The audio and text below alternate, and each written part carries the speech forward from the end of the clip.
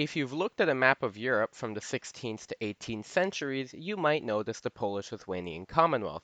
To be honest, if you haven't noticed it, I'd be surprised, seeing as for most of the time it's pretty big. Hello everybody, my name is Anthony, and today I'll be talking about the formation of the Polish-Lithuanian Commonwealth at the Union of Lublin in 1569. Now, before we get started, I'll explain what the Polish-Lithuanian Commonwealth actually was. The Commonwealth was a nation in Eastern Europe comprising the Kingdom of Poland and the Grand Duchy of Lithuania. They were meant to be equal partners in the Union, but Poland eventually became dominant. It was ruled by a monarch, but what set it apart from other kingdoms was that the role of monarch was not necessarily a hereditary one. They were elected by the nobles. There were other differences, such as restrictions set on the king and some more noble privileges, but that's a story for another day. The Commonwealth size ranged from modern-day Poland and Lithuania to, at its height, Latvia and all the way down to Ukraine. It lasted from 1569 to 1795, when it was annexed by Russia, Austria, and Prussia. Now that that's been explained, let's get to the video's purpose, the Union of Lublin.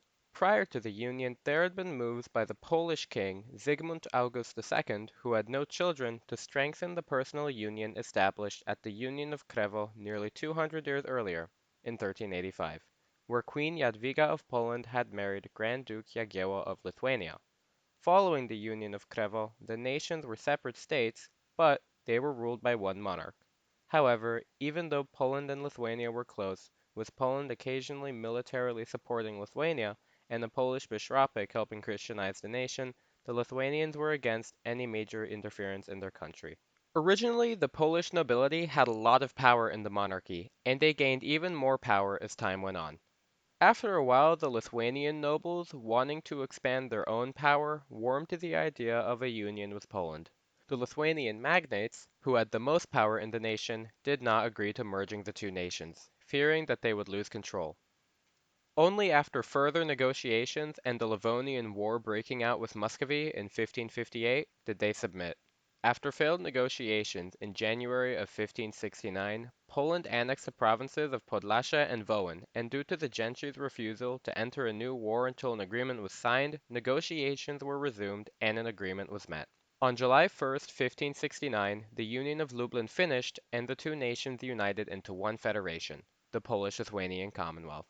Thanks for watching the video. If you have any good vibes, comments, or fact checks, please leave them down below. If you enjoyed the video, please leave a like and subscribe to my channel for more content like this. If you find that due to my professional level narration you've become interested in this topic, then I recommend you do some digging and find out more. There is a lot of information on the Commonwealth out there. Once again, thank you for watching, and out.